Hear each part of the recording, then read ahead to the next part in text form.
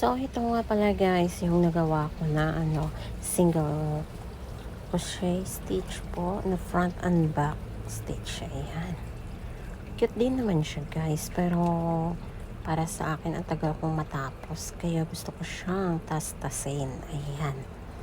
At saka palitan na lang ng double crochet stitch para mas mabilis ko siyang matapos. Ayan, kasi marami akong gustong gawin. Ayan. O, diba? Tas-tasin na ng tas-tasin. Tas-tasin to the mode muna ako. So, ayan guys. Yun. Ayun. Tas-tas. Tas-tasin natin. Fragile. Ayan. Tas-tas na lang. Para naman maiba.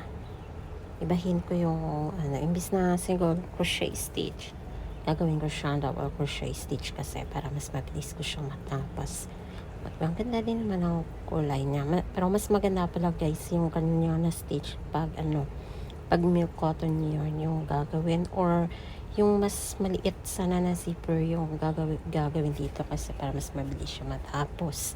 Yan, dahil nga mahaba yung zipper na gamit ko, so matagal po siya talaga matapos, lalo na lagi akong bitin sa oras. Ayan, kasi nagagansilyo lang ako pag gabi, pag tapos na ba yung work, tsaka ako magagansilyo guys. Kaya much better na yung double crochet stitch para mabilis siyang matapos. Ayan, malapit na ako matapos sa pagtastas nito.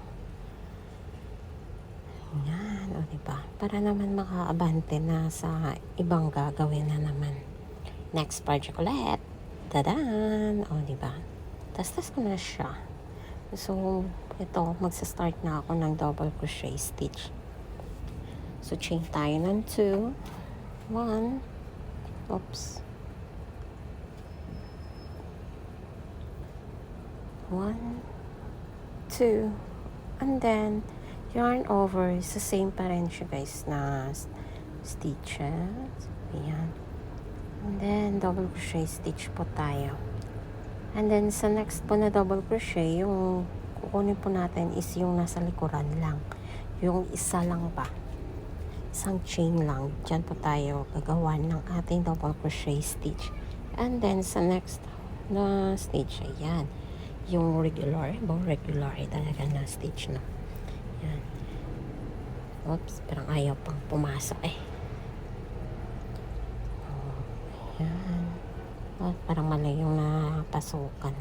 Yan, ulitin. Yan sa next na lang kasi okay din naman siya yung design.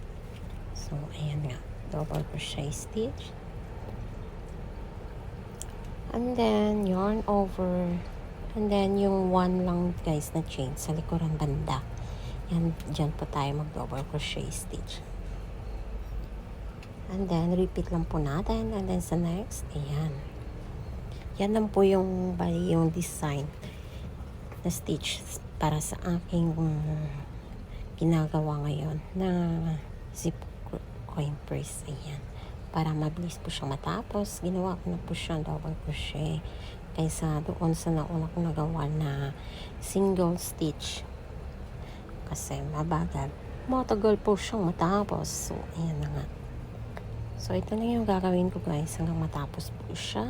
Yan, abangan na lang po sa next na video. Pagtapos na itong aking ginagawa. Okay, bye. Thanks for watching.